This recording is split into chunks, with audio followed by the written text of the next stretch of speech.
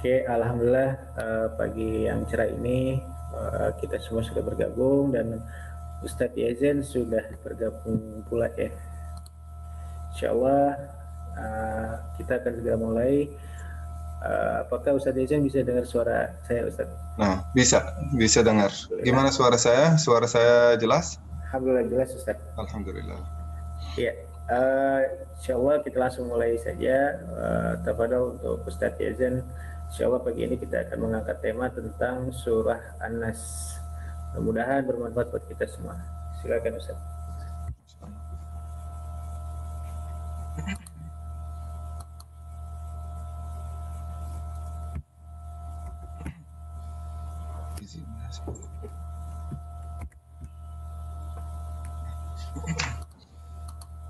Bismillahirrahmanirrahim. Wassalatu wassalamu ala Muhammadin wa ala alihi wa sahbihi ajma'in. Alhamdulillah wa syukurillah bisa bertemu lagi sama saudara-saudara, akhi dan ukhti, bapak dan ibu yang saya cintai.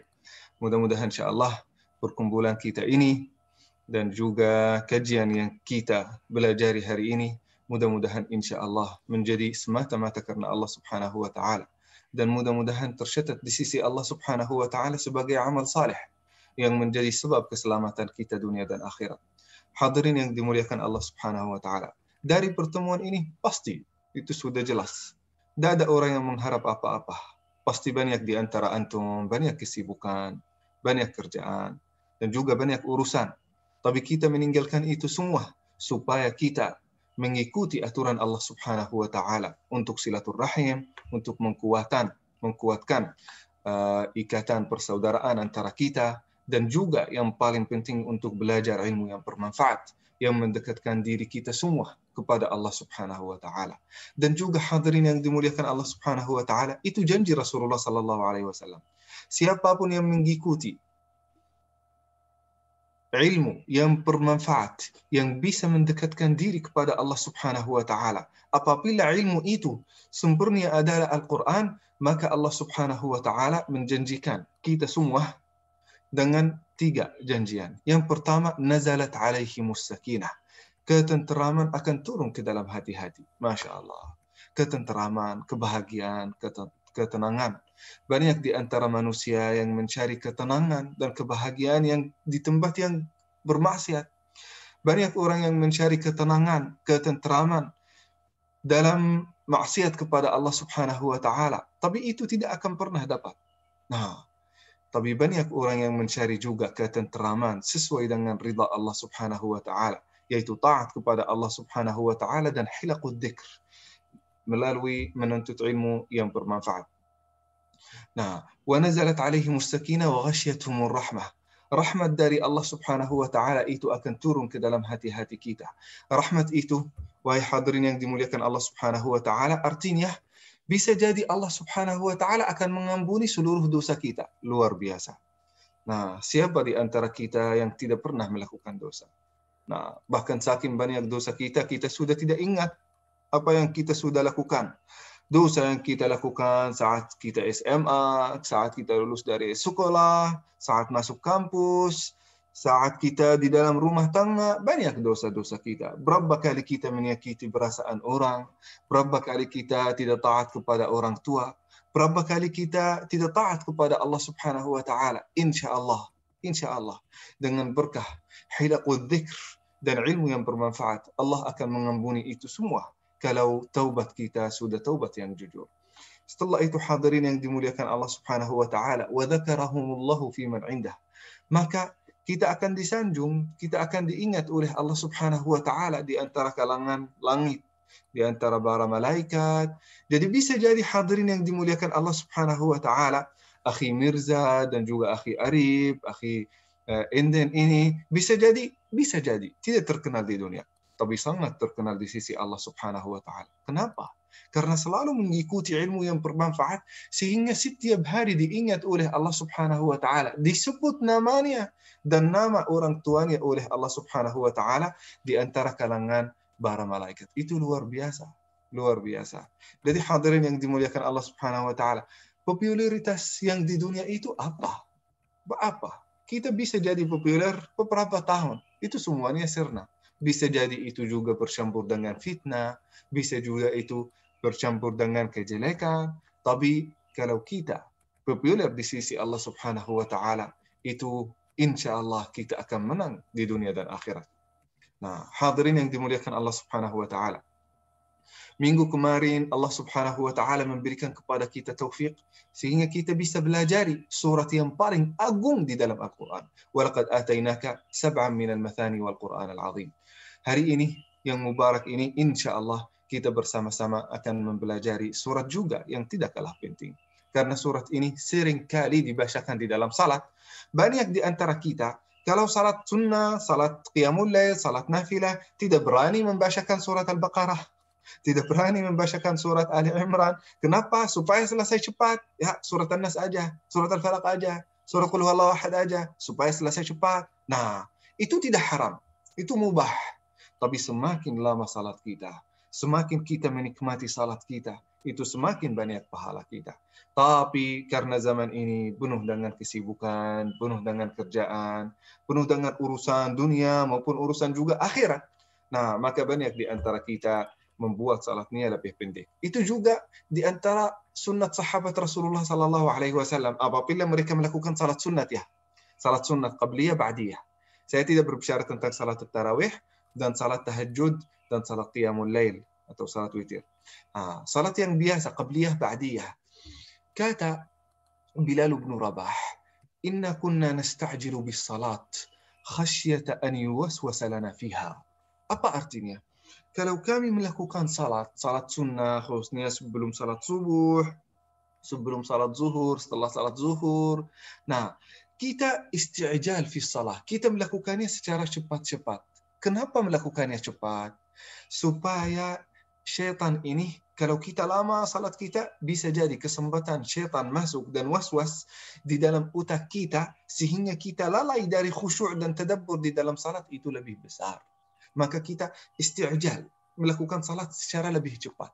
Tapi itu secara lebih cepat tidak berarti mengurangi kewajiban dan sunnah dan arkanus salat. Tidak berarti, ya. Tetap salat yang sempurna, bacaan yang sempurna, tadabbur dan khusyuk yang sempurna. Nah, tapi bacaannya tidak terlalu banyak. Supaya apa? Supaya syaitan itu tidak ambil kesempatan salat kita sudah banyak, sudah lama, sudah kita capek. Nah, sehingga syaitan itu masuk waswasah dari pintu itu. Nah, sahabat Rasulullah melakukan salat secara lebih cepat atau bacaannya lebih pendek. Nah, surat An-Nas cukup, surat Al-Falaq cukup, surat Al-Ikhlas juga cukup. Itu kita tidak menyalahkan siapapun. Itu juga sunnat sahabat Rasulullah sallallahu alaihi wasallam. Nah, hari ini insya Allah bersama-sama kita akan belajar dan mentadabburi, mengkhusyuk insya Allah, mempelajari khusyuk di dalam salat tentang surat yang paling akhir di dalam Al-Quran. Saya ketika membahas tentang surat yang paling akhir, itu tidak berarti yang diturunkan kepada Rasulullah sallallahu alaihi wasallam yang paling akhir adalah surat An-Nas. Bukan. Urutannya di dalam Al-Lauhul Mahfuz. Itu surat yang terakhir. Nah, tapi ketika ini diturunkan kepada Allah Subhanahu wa taala berurutan 21. Surat 21. Kalau 20 itu surat Al-Falaq. Surat Al-Falaq dan surat An-Nas itu turun hampir pada satu hari kepada Rasulullah sallallahu alaihi wasallam. Dalam satu hari diturunkan kepada Rasulullah sallallahu alaihi wasallam. Surat Al-Falaq, surat An-Nas. Tapi surat Al-Falaq duluan. Oleh karena itu urutannya di dalam asbabun nuzul yang diturunkan dari Allah Subhanahu wa taala kepada Rasulnya, yang pertama adalah surat Al-Falaq. Diikuti dengan surat An-Nas. Kok kenapa diturunkan? Kenapa urutannya di dalam Al-Lauhul Mahfuz itu beda dibandingkan dengan urutannya di dalam asbabun nuzul? Nah, Al-Quran itu ketika diturunkan dari Allah Subhanahu wa taala kepada Jibril, itu diturunkan dari Al-Lauhul Mahfuz kepada Jibril. Dari Jibril kepada Rasulullah sallallahu alaihi wasallam diturunkan sesuai dengan beristiwa dan kejadian yang terjadi untuk Rasulullah dan sahabatnya. Misalnya terjadi Fathu Makkah, turunlah surat An-Nasr. Nah, terjadi gangguan dari Abu Jahal, turunlah surat Al-Ma'un. Terjadi gangguan dari Abu Lahab, turunlah surat Al-Lahab atau surat Al-Masad. Ya, jadi sesuai dengan kejadian dan istiwa, surat Al-Quran dan ayat Al-Quran itu turun kepada Rasulullah Sallallahu Alaihi Wasallam. Nah, lalu asbabun nuzul, kira-kira apa untuk surat An-Nas? Karena surat An-Nas ketika diturunkan kepada Rasulullah Sallallahu Alaihi Wasallam sama dengan surat Al-Falaq, ini ceritanya cerita yang sangat aneh bagi kita, jarang diceritakan di dalam masjid. Ceritanya Rasulullah Sallallahu Alaihi Wasallam pernah sakit. Di dalam riwayat di dalam Al-Bukhari dan Muslim, sakitnya itu luar biasa. Ada yang meriwayatkan Rasulullah Sallallahu Alaihi Wasallam sakit sampai 1 tahun. 1 tahun sakit. Ada yang menceritakan Rasulullah Sallallahu Alaihi Wasallam sakit 6 bulan. Ada yang berkata hanya sakit 40 hari. Tapi sakitnya itu apa? Ternyata Rasulullah Sallallahu Alaihi Wasallam itu disihir, kena sihir. Oleh siapa? Oleh seorang tukang sihir yang berada di Al-Madinah. Dulu dia orang Yahudi, tapi dia munafik. Seolah-olah dia masuk Islam, tapi dia masih orang Yahudi. Nah, dia mensihir Rasulullah Sallallahu Alaihi Wasallam. Bagaimana caranya? Orang ini bernama Labid bin Al-A'sam. Dalam riwayat lain bernama Lubaid bin Al-A'sam. Dia mengirimkan 3 anaknya, 3 anak perempuan. Kirim 3 anak perempuan supaya mereka berbincang dengan Aisyah, supaya mereka ngobrol, kenal dengan Aisyah, kenal lebih dekat ke rumah tangga Rasulullah Sallallahu Alaihi Wasallam. Nah, ketika mereka setiap hari, hampir mungkin beberapa kali pernah ke Aisyah berbincang-bincang, mereka sudah tahu bahwasanya Aisyah ini adalah istri yang paling akrab kepada Rasulullah Sallallahu Alaihi Wasallam. Nah, suatu hari mereka meminta sedekah dari Aisyah. Aisyah memberikan kepada mereka bagian dari baju Rasulullah Sallallahu Alaihi Wasallam, baju yang masih ada dampak Rasulullah Sallallahu Alaihi Wasallam di atasnya, entah itu rambut, entah itu keringatan. Jadi pasti ada dampak dari tubuh Rasulullah Sallallahu Alaihi Wasallam masih menempel pada baju itu. Mereka meminta sedekah, diberikan kepada mereka baju Rasulullah Sallallahu Alaihi Wasallam. Mereka keluar dari rumah, mereka melihat sesuatu yang membahagiakan mereka. Ini 3 anak putri Labid bin Al-A'sam, tukang sihir. Mereka melihat Aisyah melemparkan sisir rambut Rasulullah Sallallahu Alaihi Wasallam. Sisir rambut Rasulullah, masih ada rambut Rasulullah Sallallahu Alaihi Wasallam yang dilemparkan dalam sampah. Nah, mereka ambil itu seolah-olah mereka sudah menemukan harta yang tidak dinilai. Nah, mengambil baju dan mengambil rambut Rasulullah Sallallahu Alaihi Wasallam. Kembali kemana? Kembali kepada ayahnya yang bernama Labid bin Al-A'sam, tukang sihir. Memberikan kepada dia, ini suara aneh ya. Memberikan kepada Labid bin Al-A'sam ini rambut Rasulullah dan baju yang berbekas keringat Rasulullah Sallallahu Alaihi Wasallam dan bedak Rasulullah Sallallahu Alaihi Wasallam. Maka Labid bin Al-A'sam ini mulai membacakan sihir supaya mensihiri Rasulullah Sallallahu Alaihi Wasallam. Dengan apa? Mengikatkan rambut Rasulullah Sallallahu Alaihi Wasallam itu ke sihir yang dia sudah tuliskan, kejahatan yang dia tuliskan. Di dalam tulisan itu dia targetkan apa? Dia ingin Rasulullah Sallallahu Alaihi Wasallam tidak mendekati istri. Dia ingin dari Rasulullah Sallallahu Alaihi Wasallam tidak ingat kejadian-kejadian yang pernah terjadi untuk dia. Dia ingin Rasulullah Sallallahu Alaihi Wasallam lupa dengan Al-Quran. Itu semuanya ditulis di dalam sihirnya. 1, 2, 3. Diikat dengan rambut Rasulullah Sallallahu Alaihi Wasallam. Setelah itu membacakan talasim atau membacakan sihir yang dengan pertolongan jin dan syaitan. Nah, setelah itu ketika dia membuat sihir, dia menyembunyinya di dalam bi'r atau namanya sumur yang sudah keringat, ya, yang sudah kering, yang sudah kering, yang sudah tidak digunakan oleh manusia. Nah, disembunyi di sana. Hari berikutnya terjadi sihir terhadap Rasulullah Sallallahu Alaihi Wasallam sampai Rasulullah Sallallahu Alaihi Wasallam menceritakan sesuatu yang tidak pernah terjadi. Misalnya, dia bertemu sama Rasulullah Sallallahu Alaihi Wasallam, bertemu sama istrinya Zainab. Beliau berkata, saya baru datang dari Aisyah. Padahal Aisyah saat itu berada sama orang tuanya. Udah lama, udah berhari-hari tidak ada di rumah Rasulullah Sallallahu Alaihi Wasallam. Bagaimana ini ya Rasulullah? Rasulullah ini merasa ada sesuatu yang aneh. Kok kenapa saya menceritakan itu? Nah, Rasulullah Shallallahu Alaihi Wasallam juga seolah-olah mengkhayal bahwasanya malam yang kemarin itu malam Saudah. Jadi saya menginap sama Saudah. Padahal itu bukan. Itu sama yang namanya Zainab atau sama istri-istri yang lain seperti Maimunah bin Harith atau Maimunah Al-Qibtiyah. Nah, jadi Rasulullah Sallallahu Alaihi Wasallam menceritakan kepada istri-istrinya sesuatu yang tidak terjadi. Dalam mungkin bahasa hari-hari kita sekarang halusinasi.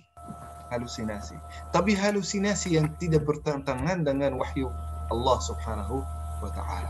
Itu berlanjut sampai 40 hari dan bahkan beberapa riwayat menyatakan bahwasanya itu hampir 1 tahun. 1 tahun Rasulullah Sallallahu Alaihi Wasallam bahkan mengalami gangguan sakit kepala, sakit perut, sakit badan yang tidak bisa dijelaskan alasannya apa. Nah, akhirnya suatu malam Rasulullah Sallallahu Alaihi Wasallam tidur dan kita semuanya tahu Rasulullah Sallallahu Alaihi Wasallam itu apabila tidur dan bermimpi sesuatu pasti mimpi itu akan menjadi nyata pasti akan terjadi secara nyata karena itu wahyu dari Allah Subhanahu wa Ta'ala, bukan seperti mimpi-mimpi kita. Nah, jadi Rasulullah Sallallahu Alaihi Wasallam suatu malam beliau bermimpi ada malaikat Jibril dan malaikat yang lain lagi ngobrol. Satu malaikat berada dekat dari kaki Rasulullah, malaikat yang lain berada dekat dari kepala Rasulullah Sallallahu Alaihi Wasallam. Malaikat yang pertama berkata, Rasulullah Sallallahu Alaihi Wasallam lagi sakit. Kira-kira kenapa dia sakit? Ini malaikat lagi berbincang satu sama lain. Malaikat yang lain menjawab, Rasulullah Sallallahu Alaihi Wasallam disihir, kena sihir. Nah, malaikat Jibril bertanya, siapa yang membuat sihir terhadap Rasulullah Sallallahu Alaihi Wasallam? Kata malaikat yang lain, ada seorang Yahudi bernama Lubaid bin Al-A'sam. Beliau membuat sihir itu bersama anak-anaknya terhadap Rasulullah Sallallahu Alaihi Wasallam. Nah, sihirnya disimpan di mana? Kata Jibril. Nah, kata malaikat, sihirnya disimpan di sumur nama Sumur Ibnu Wirdan atau Wirdan. Nah, sihir itu ketika disimpan di sana di bawah satu batu yang sangat besar. Nah, ketika Rasulullah Sallallahu Alaihi Wasallam terjaga dan juga bangun dari tidurnya, langsung menyuruh para sahabatnya, sahabat Rasulullah Sallallahu Alaihi Wasallam, untuk menggali batu-batu yang berada di sumur tersebut mencari tentang sihir. Ketika mereka menemukan sihir itu, dibakar. Setelah dibakar, sihir itu hilang dari Rasulullah Sallallahu Alaihi Wasallam. Setelah itu, pada malam itu diturunkan kepada Rasulullah Sallallahu Alaihi Wasallam 2 surat. Ketika semenjak diturunkan 2 surat itu kepada Rasulullah Sallallahu Alaihi Wasallam, Rasulullah Sallallahu Alaihi Wasallam tidak pernah mengalami gangguan jin, gangguan setan, gangguan sihir, bahkan gangguan manusia. Bahkan Rasulullah Sallallahu Alaihi Wasallam suka dijaga setiap malam. Dijaga oleh siapa? Dijaga oleh seorang sahabat yang sangat kuat bernama Anas bin Malik. Menjaga, jadi ajudan atau mungkin bodyguard Rasulullah Sallallahu Alaihi Wasallam. Itu bernama Anas bin Malik. Setelah diturunkan 2 surat ini kepada Rasulullah Sallallahu Alaihi Wasallam, maka Rasulullah Sallallahu Alaihi Wasallam tidak meminta dari siapapun dari sahabatnya untuk menjaganya, karena Allah menjaga dia dengan 2 surat, yaitu surat Qul a'udzu birabbin nas dan juga Qul a'udzu birabbil falaq. Semenjak itu tidak pernah Rasulullah Sallallahu Alaihi Wasallam kena sihir, tidak pernah terganggu oleh manusia, tidak pernah mengalami risiko dari siapapun, karena Allah Subhanahu wa Ta'ala sudah melindungi dengan berkah 2 surat ini. Surat yang pertama adalah surat Al-Falaq, yang kedua adalah surat An-Nas. Maka Rasulullah Sallallahu Alaihi Wasallam tidak pernah lepas membacakan surat Al-Falaq dan surat An-Nas setiap hari, bahkan setiap pagi dan setiap petang, setiap sore dan setiap pagi. Rasulullah Sallallahu Alaihi Wasallam selalu membacakannya. Sebelum terbitnya matahari dan sebelum terbenamnya matahari, Rasulullah Sallallahu Alaihi Wasallam selalu membacakan 2 surat ini, karena 2 surat ini al-mu'awwidhatan, surat yang melindungi. Nah, Kenapa diberi nama al-muawwidhatan? Saat kita berkata a'udzu billahi minasyaitonir rajim. Artinya apa? Berlindung kepada Allah. Berlindung, minta lindungan dari Allah Subhanahu wa taala. Orang yang membacakan ta'awudz dalam bahasa Arab namanya muawwidh. Muawwidh. Kalau dua muawwidhan. Kalau tiga muawwidhat. Nah, tapi yang dibacakan yang membuat kita terlindung oleh Allah Subhanahu wa taala adalah muawwidah kalau satu. Kalau dua muawwidatan. Jadi surat An-Nas sendiri itu namanya muawwidah. Surat An-Nas bersama surat Al-Falaq itu namanya muawwidatan. Itu dari segi nahwu sarf. Nah, ayo kita bersama-sama membacakan surat An-Nas. Mesti kalau kita mau membacakan surat An-Nas, kita memulai dengan Bismillahirrahmanirrahim. Bismillahirrahmanirrahim dulu di dalam surat Al-Fatihah itu dianggap sebagai ayat. Salah satu ayat. Tidak bisa terpisah dari surat Al-Fatihah. Tapi kalau di dalam surat An-Nas tidak termasuk ayat. Tapi termasuk sebagai pemisah. Yang memisahkan satu surat dengan surat yang lain. Nah, memisahkan surat Al-Falaq dengan surat An-Nas. Nah, bagaimana sahabat Rasulullah sallallahu alaihi wasallam tahu itu dua surat yang berbeda? Karena Allah Subhanahu wa taala ketika membacakan wa min syarri hasidin idza hasad, Rasulullah sallallahu alaihi wasallam membacakan basmalah dulu baru qul a'udzu birabbin nas. Apabila Rasulullah sallallahu alaihi wasallam membacakan wa min syarri hasidin idza hasad qul a'udzu birabbin nas, itu akan dikira oleh para sahabat bahwasanya itu adalah satu surat, bukan dua surat. Sebagaimana Rasulullah Sallallahu Alaihi Wasallam pernah beberapa kali membacakan surat Al-Fil digabung dengan surat Quraisy, tambah membacakan Bismillah, sampai beberapa sahabat Rasul menganggap itu satu surat. Sampai Umar bin Al-Khattab selama dia hidup dan sampai dia mati, dia mengira bahwasanya surat Al-Fil dan surat Quraisy itu adalah satu surat. Jadi kenapa? Karena Rasulullah Shallallahu Alaihi Wasallam pada beberapa kali tidak membacakan Bismillahirrahmanirrahim. Jadi menurut Umar bin Al-Khattab, surat di dalam Al-Quran itu 113 surat. Karena surat Quraisy dan surat Al-Fil itu digabungkan. Nah, itu bukan tahrif, tapi itu beda pendapat ya. Apakah Bismillah ini ada atau tidak ada?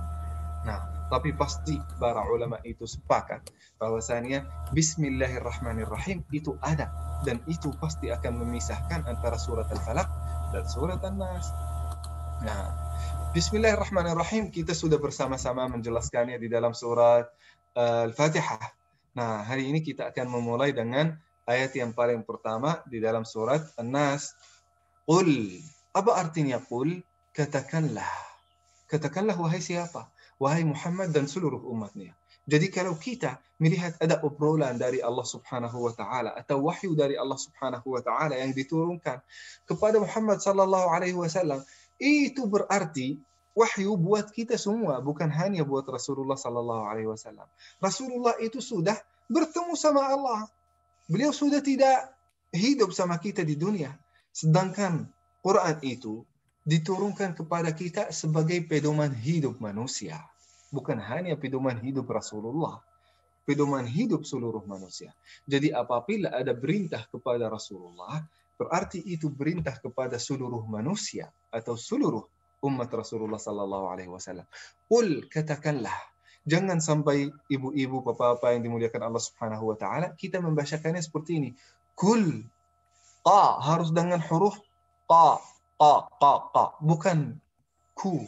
Nah, ku itu saat kita memajukan lidah kita ke depan dikit. Nah, ketika kita melihat ini, kalau kita ini lidah kita, ini bagian depan dari lidah, ini bagian belakang dari lidah. Bagian belakang dari lidah ini saat terangkat ke atas, bagian belakang aja, terangkat ke atas ke langit-langit bagian belakang.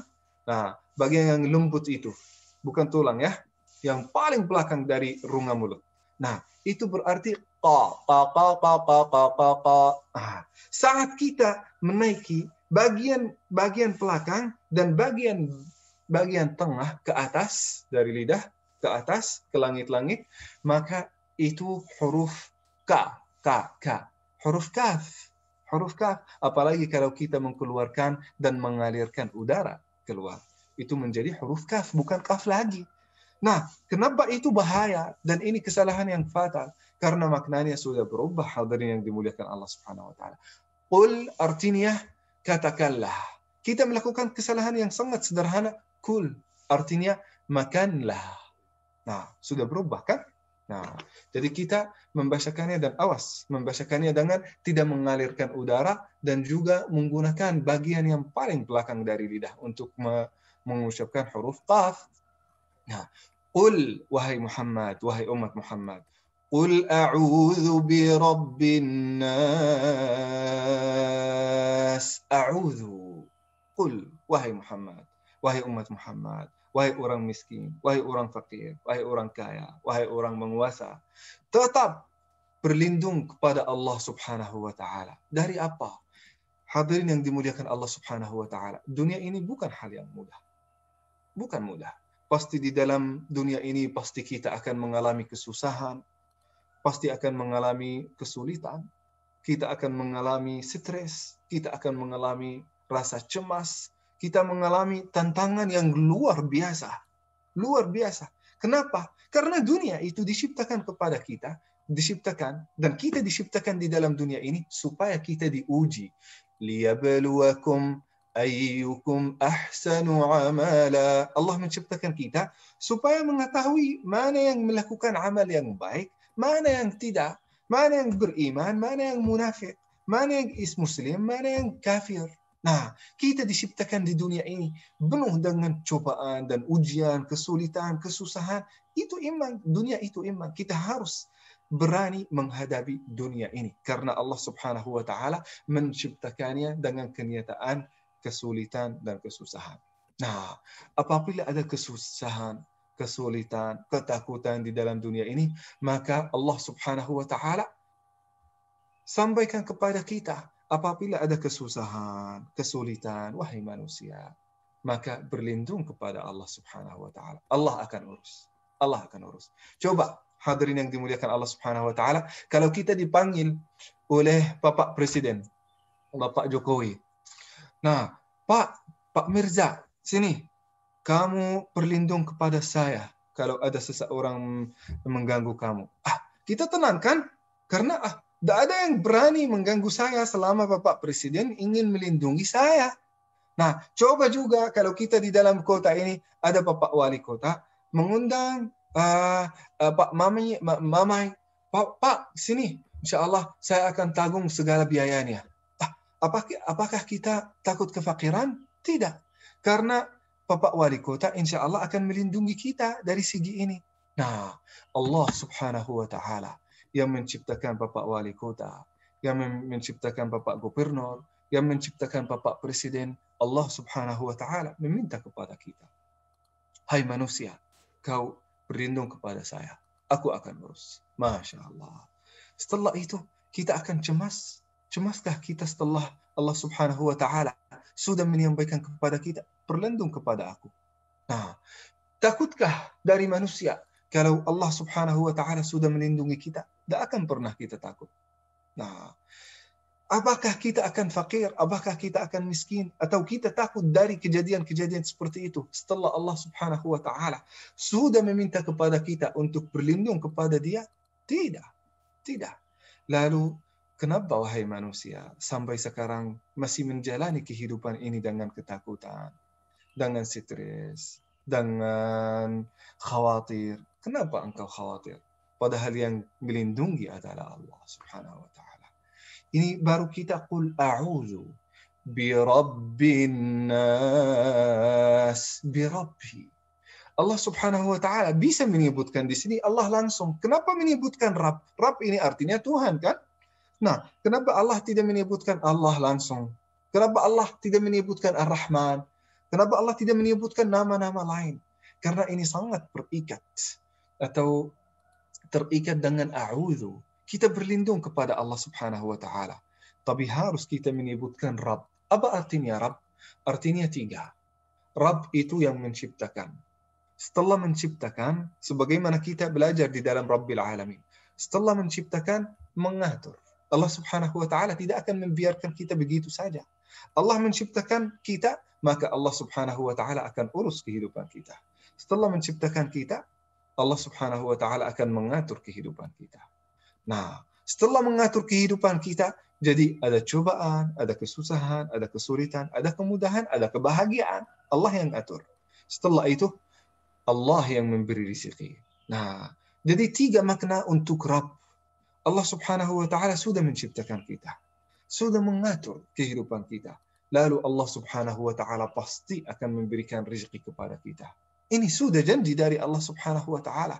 Jadi kalau kita sudah diciptakan oleh Allah Subhanahu wa taala. Kita sudah diatur kehidupan kita oleh Allah Subhanahu wa taala. Kita sudah diberi, pasti akan diberikan rezeki dari Allah Subhanahu wa taala. Lalu kenapa kita takut tidak akan bisa makan besok? Kenapa kita takut setelah kita pensiun, rezeki kita dari mana? Kenapa kita takut kekurangan rezeki? Padahal Allah Subhanahu wa taala sudah menyampaikan kepada kita semua, berlindunglah kepada aku yang akan memberikan rezeki, yang akan mengatur segala kehidupannya sebagaimana Allah Subhanahu wa taala pertama kali menciptakan kita. Jadi hadirin yang dimuliakan Allah Subhanahu wa taala, yang kita takutkan itu bukan masa depan, bukan, karena Allah yang akan urus. Yang kita takutkan itu bukan kita akan makan atau tidak besok hari, karena Allah yang akan urus. Yang kita takutkan itu bukan kita akan dapat kerja atau tidak masa depan, tidak, Allah akan urus. Maka kita harus itu menyampaikannya itu selalu kepada anak-anak kita, kepada keturunan kita. Karena yang kita takutkan itu bukan untuk anak kita, masa depannya kayak apa, atau dia akan makan apa, dia akan dapat kerja atau tidak. Tidak. Kita selama dia menyampaikan kepada anak-anak kita dan keturunan kita, bagaimana supaya mereka menghadapi kehidupan ini dan memahami hakikat dan realitas kehidupan ini, maka insya Allah dia akan sukses di dunia dan akhirat. Dia tidak belajar bagaimana menghadapi dunia, dia berangkat ke sekolah, anak kita berangkat ke sekolah, dia menceret, balik ke rumah menceret, takut. Kenapa takut? Takut dari guru.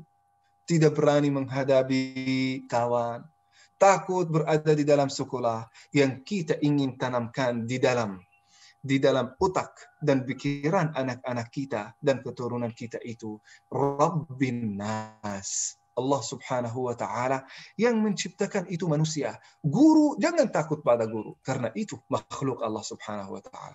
Jangan takut pada kawan, karena kawan itu adalah ciptaan Allah Subhanahu wa taala. Jangan takut dari sekolah, karena itu binaan Allah Subhanahu wa taala. Bi Rabbin Nas. Jadi Allah Subhanahu wa taala yang menciptakan seluruh manusia, bukan hanya menciptakan semua kehidupannya. Cobaan, ujian, kebahagiaan, kesedihan, rasa stres, semuanya di genggaman Allah Subhanahu wa taala, di tangan Allah Subhanahu wa taala. Kalau kita sudah meyakini itu, tidak pernah kita akan stres, tidak pernah kita akan sedih. Semuanya kita serahkan kepada Allah Subhanahu wa taala. Mau diapakan, ya udah terserah Allah Subhanahu wa taala. Allah yang menciptakan saya, ya udah Allah yang akan urus insyaallah. Subhanallah. Nah, jadi hadirin yang dimuliakan Allah Subhanahu wa taala, itu benar-benar kalau kita membacakan Al-Qur'an secara tadabbur dan khusyuk, kita tidak butuh lagi kajian yang menenangkan batin kita. Kita tidak butuh lagi musik yang membuat kita lebih tenang. Kita tidak butuh lagi orang tukang maksiat itu, tidak butuh lagi minuman keras supaya melupakan semua kesedihannya. Tidak butuh narkoba, karena Al-Quran itu insya Allah akan membahagiakan kita. Bukan hanya sesaat, tapi selama-lamanya. Itu janji Allah Subhanahu wa ta'ala. Sakinah akan turun ke dalam hati-hati mereka. Masya Allah. Nah, bi Rabbin Nas. Setelah itu, Malikin Nas. Apa artinya Maliki? Maliki bukan Maliki. Kemarin kita belajar Maliki. Maliki Yaumiddin. Di dalam surat An-Nas, Maliki. Apa bidaan Maliki? Maliki yang punya, yang memiliki. Tetapi Maliki artinya yang raja. raja. Yang raja itu pasti dia memiliki. Tapi yang memiliki sesuatu itu tidak berarti dia menjadi raja. Tapi yang memiliki raja dan juga memiliki. Nah, oleh karena itu, tapi Allah Subhanahu wa taala di sini maliki adalah maliki, raja seluruh raja. Ada raja di dunia, Raja Salman, ada juga raja-raja di Eropa, ada raja di Afrika, tapi raja mereka semua adalah Allah Subhanahu wa taala, raja yang diraja. Nah, itu Allah Subhanahu wa taala. Di Faris, dalam bahasa Farisi, bahasa Iran itu Syah. Banyak orang Indonesia yang namanya Syah, kan? Muhammad Syah, Ali Syah, kan? Syah itu artinya apa? Syah itu artinya raja. Tapi dulu di Faris itu, kalau ada seorang raja yang ingin sombong, memberikan nama kepada dirinya sendiri, Syahin Syah. Apa artinya Syahin Syah? Malikul Muluk. Raja seluruh raja yang di bumi. Nah, itu tidak boleh kita memberikan nama itu. Karena raja, seluruh raja yang ada di bumi adalah Allah Subhanahu wa ta'ala. Malikin Nas. Allah Subhanahu wa ta'ala raja seluruh manusia. Ini Allah Subhanahu wa ta'ala ingin menyampaikan kepada kita semua. Hai, yang takut pada raja. Allah Subhanahu wa ta'ala maha raja. Allah Subhanahu wa ta'ala yang menciptakan raja. Allah yang menciptakan king. Allah yang menciptakan ratu. Allah Subhanahu wa ta'ala lebih agung daripada itu semua. Maka jangan takut. Allah yang menciptakan. Sebagaimana Allah Subhanahu wa ta'ala pada ayat yang paling pertama sudah menjanjikan kepada kita, Allah Subhanahu wa ta'ala akan urus, Allah akan melindungi. Maka Allah Subhanahu wa ta'ala memberikan kepastian dalam ayat yang kedua, Allah itu maha raja. Jangan mengambilnya menganggapnya secara remeh. Nah, Ilahin Nas, bukan hanya raja, tapi Allah Subhanahu wa ta'ala itu ilah, artinya yang disembah, yang diibadahi. Saat kita beribadah kepada sesuatu, itu artinya ilah. Banyak orang yang beribadah, menyembah kepada sungai. Banyak kan? Terutama di Mesir, sampai sekarang masih ada beberapa orang di Said itu menyembah kepada sungai Nil. Nah, di sini juga di Indonesia, banyak orang yang menyembah ke sungai. Nah, banyak orang sampai saat ini di dalam agama Hindu, menyembah kepada sungai. Sungai di antara sungai di sana saya lupa namanya apa, tapi itu sungai di antara sungai yang paling suci. Bahkan airnya itu suci sebagaimana air Zam-Zam di dalam agama Islam. Itu sangat dituhankan. Nah, di India. Nah, jadi hadirin yang dimuliakan Allah Subhanahu wa taala, segala hal yang disembah selain Allah Subhanahu wa taala itu diberi nama ilah. Tapi Allah Subhanahu wa taala memastikan kepada kita semua, Allah Subhanahu wa ta'ala itu Tuhan seluruh manusia. Seluruh manusia. Jadi hadirin yang dimuliakan Allah Subhanahu wa ta'ala, ini Allah mengulanginya 3 kali. Rabbin Nas, Allah. Malikin Nas, Allah. Ilahin Nas, Allah. Seolah-olah Allah Subhanahu wa ta'ala ingin menutupi segala ketakutan-ketakutan yang ada di dalam hati manusia. Hai manusia, engkau takut dari kekurangan rezeki? Birabbin Nas. Allah yang akan urus. Engkau takut dari cobaan dan ujian? Birabbin Nas. Allah yang akan urus. Engkau takut dari seorang penguasa yang diberi kekuasaan, seorang kaya? Allah Malikin Nas. Engkau takut atau menyembah kepada selain Allah Subhanahu wa ta'ala, takut dari sungai, takut dari matahari, maka Allah Subhanahu wa ta'ala membantahnya dengan ilahin nas. Jadi kalau ada ketakutan yang muncul di dalam hati kita, maka itu tidak ada kesempatannya. Pasti akan dibantah oleh Allah Subhanahu wa ta'ala saat kita membacakan surat An-Nas secara tadabbur. Sudah, hilanglah ketakutan. Hilanglah rasa cemas setiap kali kita membacakan surat An-Nas dengan tadabbur dan khusyuk. Oleh karena itu hadirin yang dimuliakan Allah Subhanahu wa ta'ala, mesti seorang yang beriman itu kalau membacakan satu ayat dari Al-Quran, pasti zadathum imana. Ini di antara sifat-sifat orang yang beriman, dia membacakan satu ayat dari Al-Quran, tiba-tiba bertambah imannya. Kenapa? Dia mentadabburi. dia semakin tenang, dia semakin beriman kepada Allah Subhanahu wa taala. Nah, Ilahin nas, saya berlindung kepada Allah Subhanahu wa taala, Rabb, Malik dan Ilah. Dari apa? Min syarril waswasil khannas, dari kejahatan, dari kejelekan. Kejelekan apa? Al-waswas, waswas. Apa artinya waswas? Membisik-bisik. Bisik berkali-kali, bisik berkali-kali. Waswas itu, apa artinya waswas? Kalau kejahatan, kalau ada seseorang yang membisik di dalam telinga kita dan otak kita, membisik kejahatan, maka itu namanya waswas. Tapi kalau dia menyampaikan sesuatu yang baik kepada kita, menyuruh kita untuk melakukan yang baik, mengajak kita ke masjid, mengajak kita, ayo kita melakukan tahajud bersama, ayo kita sedekah bersama, ayo kita belajar Al-Quran bersama, ayo kita mendekatkan diri kepada Allah Subhanahu wa taala. Itu namanya ilham. Itu namanya ilham.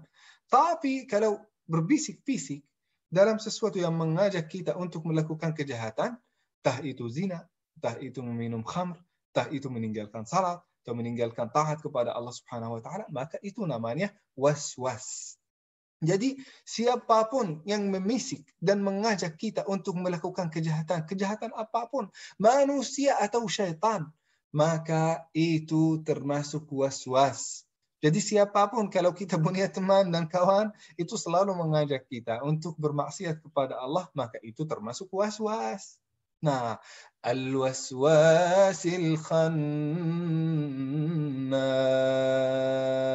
Waswas yang selalu mengajak kita untuk melakukan kejahatan. Dan waswas ini mulai dengan bisik.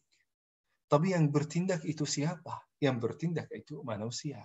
Makanya manusia itu yang pernah melakukan maksiat gara-gara waswas, gara-gara syaitan, gara-gara kawannya, di sisi Allah Subhanahu wa taala nanti hari kiamat, dia akan mengaku kepada Allah, ya Allah, saya bukan orang jahat. Saya tidak melakukan maksiat itu karena saya orang kurang baik. Saya tidak melakukan maksiat itu karena kurang iman saya, karena saya diajak oleh syaitan, karena saya diajak oleh kawan aja. Tapi saya bukan orang jahat, saya orang baik kok. Nah, kata Allah Subhanahu wa taala, nah, dia hanya tidak memiliki kekuatan apapun. Dia tidak memaksa kamu untuk melakukan kejahatan. Syaitan maupun manusia yang bertindak, yang punya pilihan untuk melakukan atau tidak melakukan, itulah manusia. Jadi yang bertanggung jawab atas semua perilaku, atas semua kejahatan dan maksiat dan dosa adalah manusia sendiri. Jangan dialihkan ke syaitan. Jangan dialihkan ke kawan yang tidak baik. Nah, itu pilihan kita. Karena waswasah itu hanya bisikan aja. Setelah itu pikiran. Kalau sudah ada bisikan, kita menerima bisikan itu, maka kita mulai berpikir. Misalnya, syaitan mengajak kita untuk melihat pandangan yang haram. Nah, kita berpikir dulu. Berpikir, itu baik atau tidak? Nah, kalau iman kita kurang, maka kita akan berpikir ke arah untuk melakukannya. Kita berpikir, setelah itu berazam, bertekad. Baru kita berpikir, setelah itu berhendak, ingin melakukannya. Setelah itu berazam, baru kita bertindak, ingin melakukannya. Jadi setelah itu, hampir beberapa khatawat, langkah-langkah, hampir 5 langkah. Kita hanya tanggung jawab untuk yang terakhir, melakukan atau tidak, bertindak atau tidak. Kita berpikir, belum berdosa. Kita mau, belum berdosa. Kita bertekad, tapi belum ingin melakukan, nah, belum berdosa. Baru berdosa kalau kita sudah lakukan. Nah, maka berhati-hati, wahai manusia. Wahai akhi dan ukhti, hati-hati dari bisikan dan langkah-langkah syaitan. Nah, al-waswasil khannas. Khannas itu artinya bersembunyi. Bersembunyi. Syaitan itu berbisik kepada kita, padahal kita tidak melihatnya. Berbisik-bisik. Begitu juga kawan yang baik, dia berbisik ke telinga kita, seolah-olah dia mengajak kita ke sesuatu sesuai dengan kemaslahatan kita, yang membahagiakan kita, yang baik buat kita. Tapi itu tidak. Itu tersembunyi, ditutupi. Khannas. Oleh karena itu, hadirin yang dimuliakan Allah Subhanahu wa taala, kita harus berhati-hati. Min syarril waswasil khannas. Oleh karena itu hadirin yang dimuliakan Allah Subhanahu wa taala, kita berusaha untuk memilih kawan yang baik, yang mengajak kita untuk melakukan kebaikan, bukan keburukan. Kalau sudah mengajak kita untuk melakukan keburukan, usahakan untuk meninggalkan dia. Atau menasihati dia, kasih dia kesempatan dulu. Kalau dia selalu ingin menjelekkan kita, ingin menjerumuskan kita dalam keburukan dan kejahatan, maka kita melindungi diri kita dengan menjauhkan diri dari kawan yang tidak baik itu. Hadirin yang dimuliakan Allah Subhanahu wa taala, itu dari kawan manusia. Tapi dari syaitan, kita membacakan Al-Qur'an, kita membacakan ta'awuz, kita membacakan Al-Fatihah supaya kita terlindung dari bisikan-bisikan syaitan. Min syarril waswasil khannas alladzi yuwaswisu fi sudurin nas. Waswasah itu, yuwaswisu, berbisik-bisik di mana?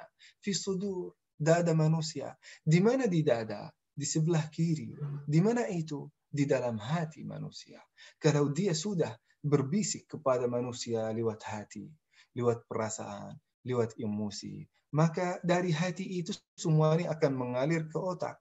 Otak itu akan menyampaikan ke mata supaya melihat yang haram, menyampaikan ke telinga supaya mendengar yang haram, menyampaikan ke tangan supaya mengambil yang haram, menyampaikan ke kaki supaya berjalan ke tempat yang haram. Oleh karena itu berhati-hati dari bisikan-bisikan syaitan. Segeralah kita bertawuz kepada Allah Subhanahu wa taala. Alladzi yuwaswisu fi sudurin nas minal jinnati wan nas. Minal jinnati, yang mengajak kita untuk melakukan kejahatan dan maksiat dan dosa itu. Minal jinnati, jin dari jin kan? Jin itu bisa menjadi orang saleh, bisa menjadi orang jahat kan? Oleh karena itu Allah Subhanahu wa taala menyampaikan di sini sebelum jin, min artinya untuk something, sebagian. Jadi sebagian dari jin itu orang jahat yang mengajak kita untuk melakukan kejahatan. Nah, bukan seluruh orang jin itu, bukan semuanya buruk. Tapi syaitan itu semuanya buruk, semuanya jahat. Syaitan itu bisa menjadi jin, bisa menjadi manusia. Bukan hanya iblis, tapi bisa jadi ada syaitan dari manusia. Syaitan saat manusia itu bukan hanya dia melakukan maksiat, dia suka menyesatkan orang lain. Dia sudah sesat, tapi ingin menyesatkan orang lain. Dia sudah bermaksiat, tapi ingin orang lain melakukan maksiat. Orang ini syaitan. Walaupun dia manusia. Selama dia buruk dan keburukan itu luar biasa, maka itu termasuk syaitan. Jin belum tentu dia jadi syaitan. Karena ada sebagian dari jin itu baik, ada sebagian dari jin itu jahat. Oleh karena itu Allah Subhanahu wa taala menyebutkan min, artinya sebagian. Minal jinnati wan nas, dari jin maupun dari manusia. Hadirin yang dimuliakan Allah Subhanahu wa taala, itu cerita dan hikmah dan tadabbur dari surat An-Nas. Mudah-mudahan insyaallah bermanfaat bagi kita. Saya minta maaf kalau ada mungkin kekurangan dan kesalahan dalam bahasa maupun dalam ilmu. Mudah-mudahan insyaallah kalau ada kesalahan itu bisa diperbaiki oleh bapak-bapak dan ibu-ibu yang lebih berilmu daripada saya. Kalau ada kebaikan itu bukan karena kehebatan saya, itu dari Allah Subhanahu wa taala yang memberikan ilmu, yang memberikan kesehatan, yang memberikan waktu supaya bisa mempelajari tentang surat An-Nas. Itu yang saya ingin sampaikan. Mudah-mudahan insyaallah bermanfaat. Mungkin kalau ada waktu silahkan MC mungkin untuk tanya jawab kalau ada waktu. Ya, baik Ustaz. Syukran, alhamdulillah. Luar biasa dahsyat ya. Surat An-Nas ini surat yang sehari-hari kita biasa baca, namun makna di balik surat ini luar biasa. Ya Ustadz, mungkin ini ada beberapa pertanyaan Ustadz. Mulai dari Kang Wanci bertanya, Assalamualaikum warahmatullahi wabarakatuh.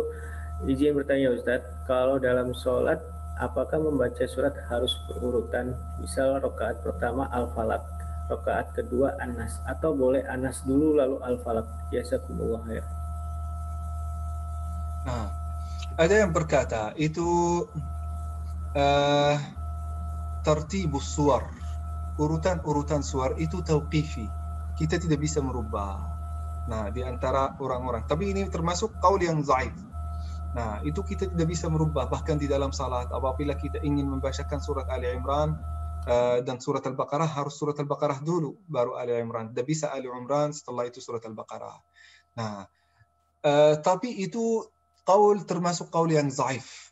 Jadi kalau apabila imam membacakan surat An-Nas pada rakaat pertama, lalu membacakan pada rakaat kedua surat Al-Falaq, tidak apa-apa. Para ulama, banyak jumhurul fuqaha, kebanyakan ulama itu berkata tidak apa-apa, tidak ada masalah. Nah, walaupun dalam satu rakaat mulai dengan surat An-Nas, diikuti dengan surat Al-Falaq, tidak ada masalah. Tapi itu kurang afdal.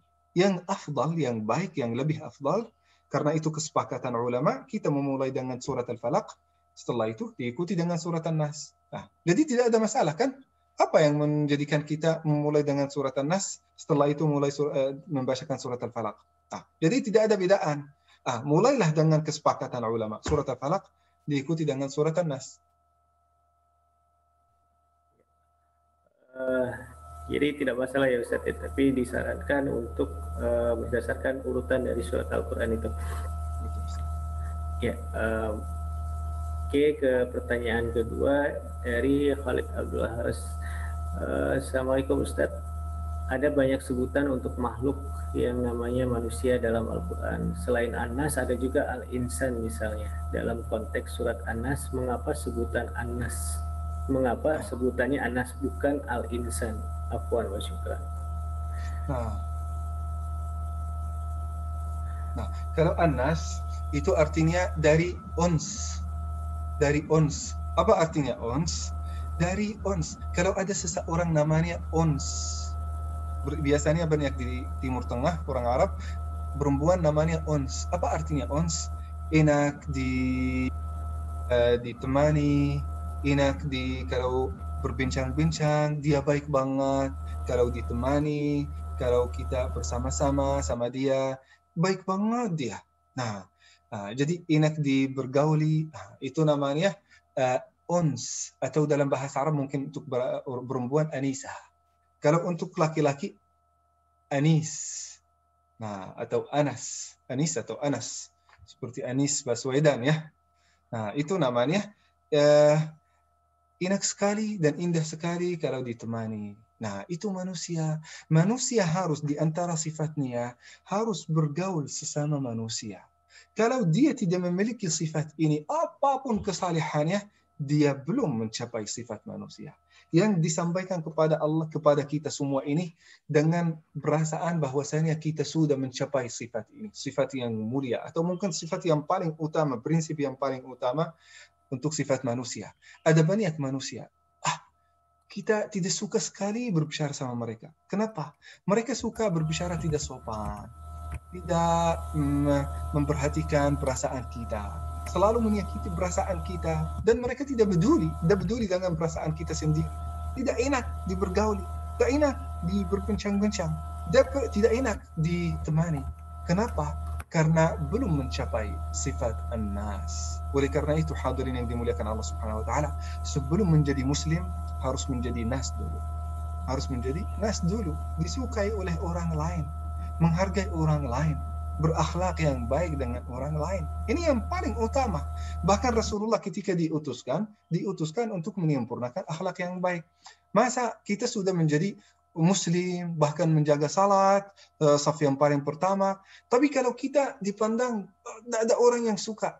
Kenapa? Karena kita tidak pernah menghargai orang lain. Kita mungkin tidak berbicara tentang kita, tapi yang belum mencapai sifat An-Nas.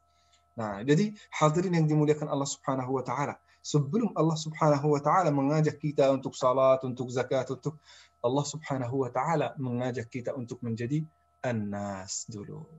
Nas ya, enak dipergauli, enak ditemani, suka oleh manusia, menjaga hablum minan nas. Nah, ada yang berkata An-Nas dari itu dari, maaf ya. Nah, An-Nas itu datang dari kata yansa. Apa artinya yansa? Lupa. Jadi di antara sifat manusia itu, dia sering lupa. Yansa. Insan. Karena dia selalu lupa. Dia selalu lupa. Insan itu satu. Kalau nas itu jamak, banyak. Jadi maknanya itu sama. Nah, insan itu atau nas bisa jadi datang dari karena sering lupa. Sering yansa. Nah, tapi makna yang paling pertama itu yang lebih kuat. Nah, bisa jadi juga makna yang kedua, karena juga makna yang kedua itu disebut di dalam Al-Quran, di dalam surat Al-Anbiya. Nah, jadi itu makna yang dari surat An-Nas, dari kata An-Nas. Kenapa tadi disebut Anas itu ya Ustaz ya, bukan Al-Insan itu. Masya Allah. Ini ada lanjutannya Ustaz. Adakah hubungan surat An-Nas dengan konsep tauhid rububiyah dan uluhiyah? Ada. Karena yang pertama adalah Rabbi, tauhidur rububiyah. Rabbin nas. Nah, yang ketiga adalah ilahin nas. Nah, Allah Subhanahu wa taala ini menyampaikan kepada kita, kalau kita sudah tauhidul uluhiyah wal rububiyah, apa artinya tauhidul uluhiyah wal rububiyah? Sifat-sifat yang baru dibacakan tadi. Kalau Rabbin nas, apakah kita percaya bahwasanya ada seseorang yang menciptakan kita selain Allah? Tidak. Berarti kita tauhid rububiyah. Apakah kita percaya bahwasanya rezeki yang diberikan kepada kita ini dari seseorang selain Allah Subhanahu wa taala? Tidak. Nah, berarti kita sudah tauhid rububiyah. Secara sederhana, kita memahaminya secara sederhana. Kalau ilahin nas, yang disembah. Kita menyembah selain Allah Subhanahu wa taala? Tidak. Berarti kita sudah tauhidul uluhiyah. Maka Allah Subhanahu wa taala ingin memesankan kepada kita, hai manusia, percayalah bahwasanya engkau diberi rezeki ini bukan karena kehebatanmu, bukan karena kerja kerasmu, tapi karena Allah Subhanahu wa taala yang mengatur.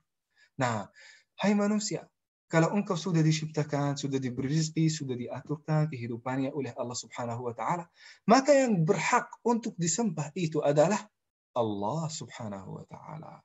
Jangan sampai engkau mengkagumi manusia berlebihan. Karena manusia ini bisa memberikan kepada kamu kerja. Karena Allah Subhanahu wa taala yang memudahkan. Bisa memberikan kepada kamu gaji karena Allah Subhanahu wa taala yang menginginkan. Nah, bisa mereka menolong kamu karena Allah Subhanahu wa taala yang mentaufikkan, memberi taufik kepada mereka. Oleh karena itu, kita tetap nomor satu yang kita rububiyah dan uluhiyah itu adalah Allah Subhanahu wa taala. Itu namanya tauhid.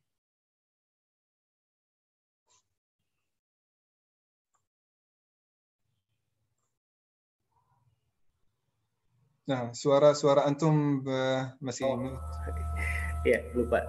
Ya, jadi memang ada hubungan Anas dengan konsep tauhid rububiyah dan uluhiyah.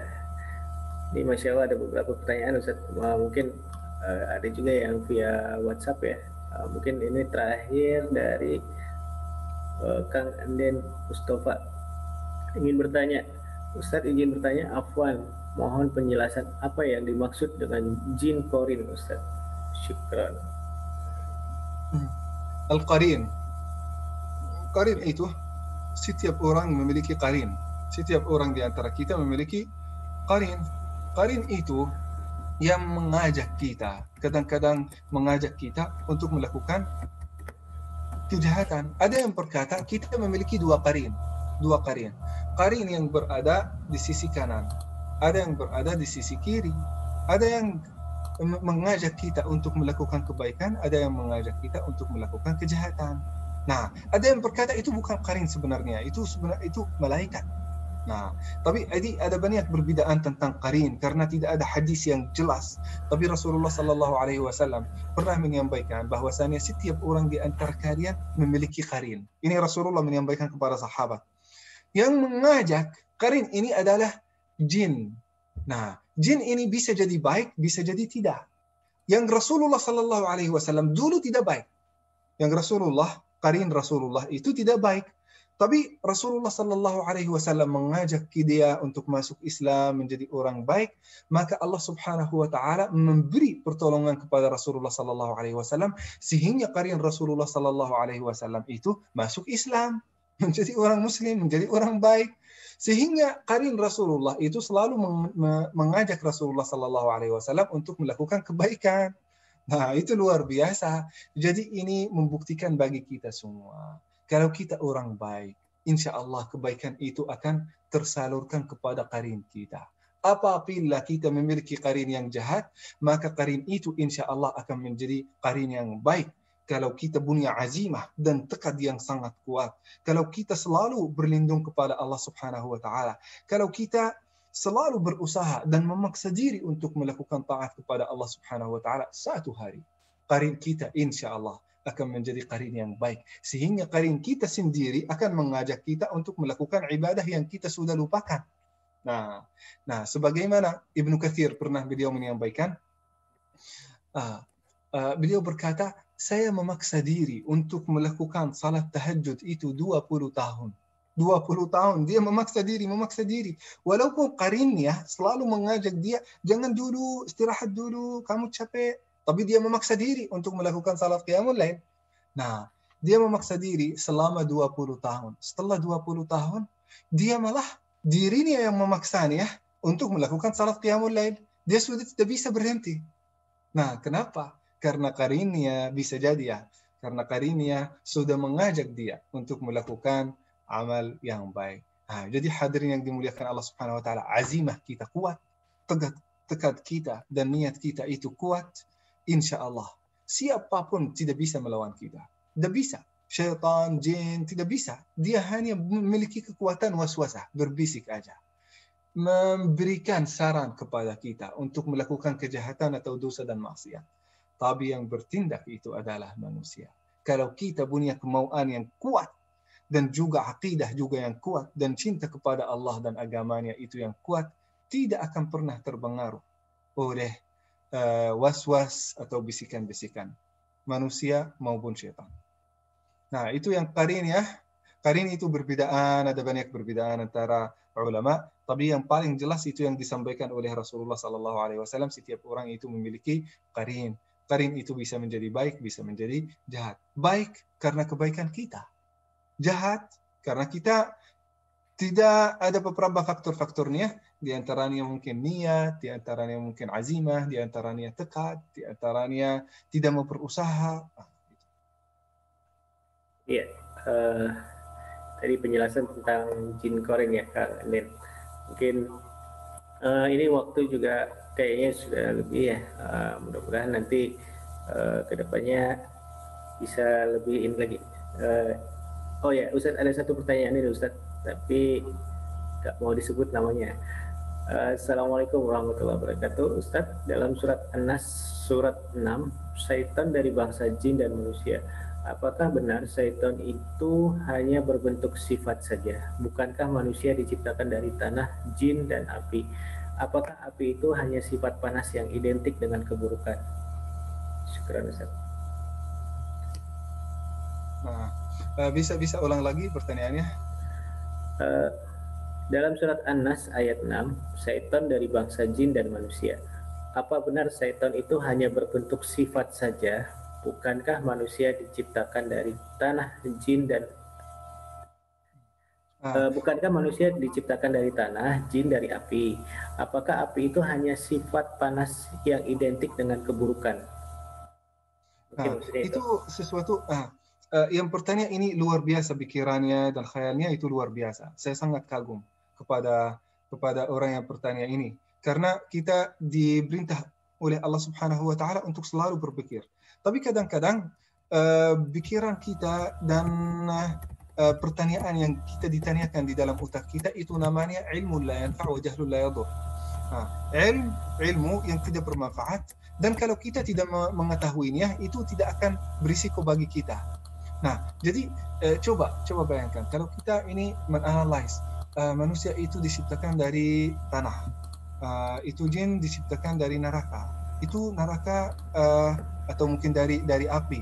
Nah, itu manfaatnya apa? Sudah diciptakan, sudah dijelaskan di dalam Al-Quran secara sangat singkat, dan Allah Subhanahu wa taala tidak mendetailkan itu. Di dalam hadis pun juga tidak mendetailkan itu.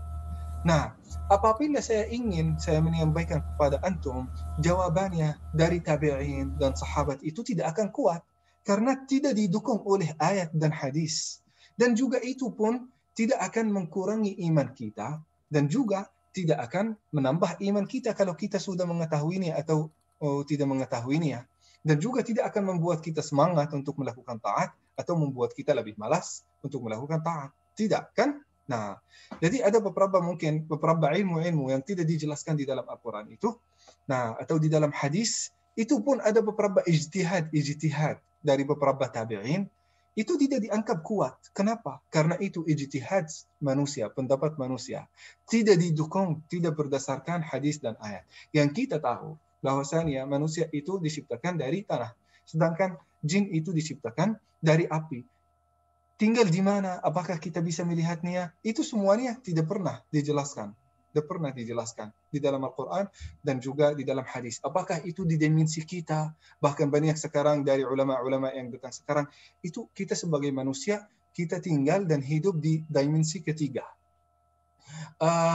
Adapun beberapa makhluk seperti jin yang melihat kami, tapi kami tidak melihat mereka, itu mereka tinggal di dimensi keempat atau dimensi kelima. Karena kita bisa melihat makhluk-makhluk yang hidup di dimensi kedua, tapi yang dimensi kedua itu tidak bisa melihat kita, yang kita hidup di dimensi ketiga. Nah, apakah itu mereka diciptakan dari api? Apakah itu api ciptaan mereka? Atau mungkin karena kejahatan mereka? Tidak. Tidak ada berkaitan. Karena kita sebagaimana kita tidak berkaitan dengan tanah. Kita diciptakan dengan tanah. Apakah ada tanah di dalam kulit kita? Tidak ada, kan? Apakah ada tanah di dalam tubuh kita? Tidak ada. Darah kita itu ada tanahnya? Tidak. Nah, jadi kita asal kita dari tanah. Tapi kalau jin itu asalnya dari api, diciptakan dari api, tapi belum tentu akan menjadi api. Belum tentu mereka sendiri panas. Belum tentu. Bahkan Rasulullah Sallallahu Alaihi Wasallam pernah mengangkat khanzab. Khanzab ini salah satu syaitan yang suka berbisik dan melalaikan kita dari khusyuk dan tadabbur di dalam salat. Namanya khanzab. Hafal nama ini ya. Nah, Rasulullah Sallallahu Alaihi Wasallam pegang dia dari leher. Sampai Rasulullah Sallallahu Alaihi Wasallam ketika pegang dia dari leher, ada bagian dari ludahnya keluar. Ludah syaitan ini keluar sampai Rasulullah Sallallahu Alaihi Wasallam merasakan kedinginan ludahnya atau kedinginan cairan yang keluar dari mulutnya. Kedinginan, berarti dingin.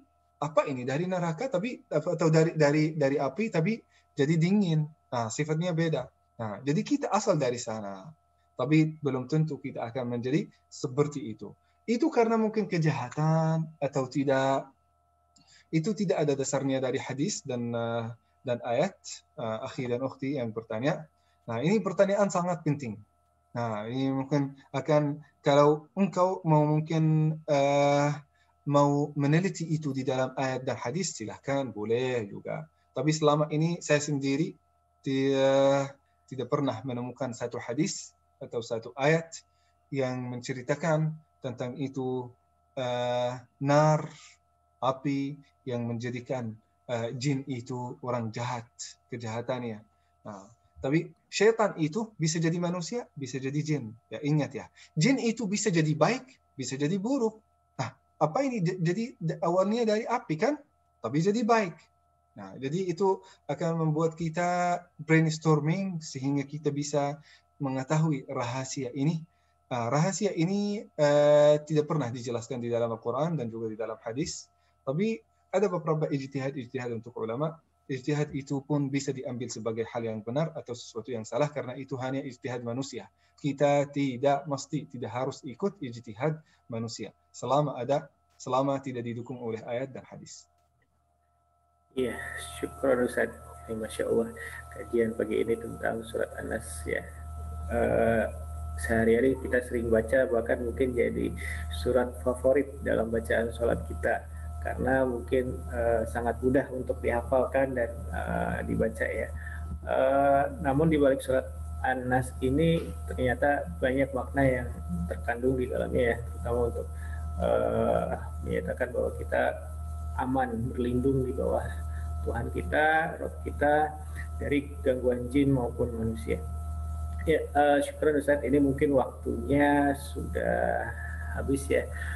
Mohon izin sebelum saya close, ada sedikit survei. Insya Allah kita akan mengadakan majelis subuh virtual yang ketiga. Minta waktunya sebentar untuk voting. Ya, untuk kajian majelis subuh virtual berikutnya, mana waktu yang lebih sesuai? Mohon maaf ini karena kita masih mencari waktu yang terbaik. Mungkin bisa dari Ustadz juga bisa voting. Kita akan tampilkan hasilnya bareng-bareng. Kira-kira mana yang lebih baik? Apakah ba'da subuh atau mau ba'da isya? Bisa perwakilan atau seluruh partisipan yang hadir cukup mengklik mana pilihan yang sesuai. Kira-kira enak pagi atau enak ba'da isya. Ya, kita akan lihat hasilnya bareng-bareng.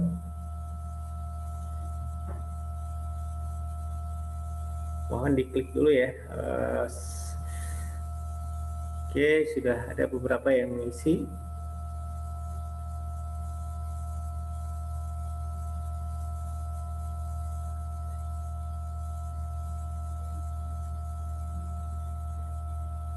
Oke, Masya Allah. Ternyata rata-rata memang ba'da subuh, Ustaz. Ya, ini hasilnya untuk sementara mungkin bisa cukup mewakili ya. Kajian ini biasanya kita tadinya rencananya mau jam 4.45, namun waktunya mepet dengan waktu sholat subuh. Insya Allah nanti kita akan coba geser sedikit waktunya ke pukul 5 untuk kajian berikutnya, supaya bisa lebih efektif waktunya. Oke, mungkin itu saja. Terima kasih untuk Ustadz Yazen, syukron ilmunya, mudah-mudahan bermanfaat buat kita semua. Terima kasih untuk para partisipan yang sudah bergabung. Mohon maaf apabila dalam pelaksanaan ini masih ada kekurangan dan kendala teknis. Kami dari Lajnah Dakwah PC Al-Irsyad Al-Islamiyah Kota Bandung mengucapkan terima kasih. Syukron, jazakumullah khair. Assalamualaikum warahmatullahi wabarakatuh.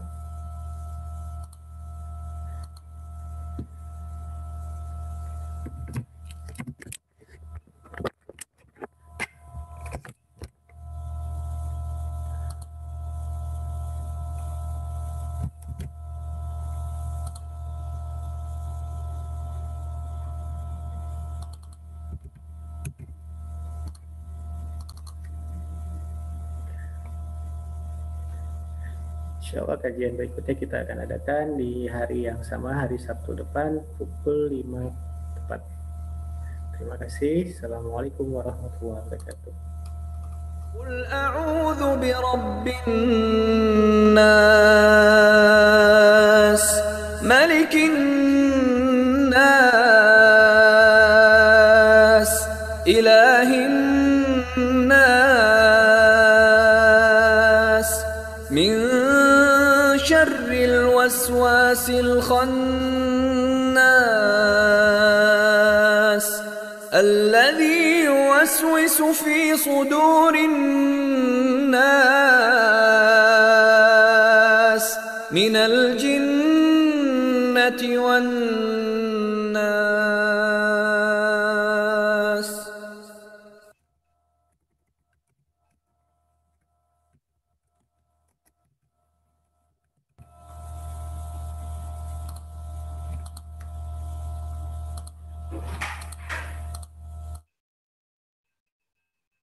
بسم الله الرحمن الرحيم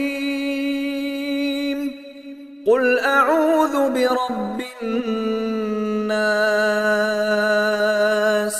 ملك الناس إله الناس من شر الوسواس الخناس الذي يوسوس في صدور الناس من الجنة والناس.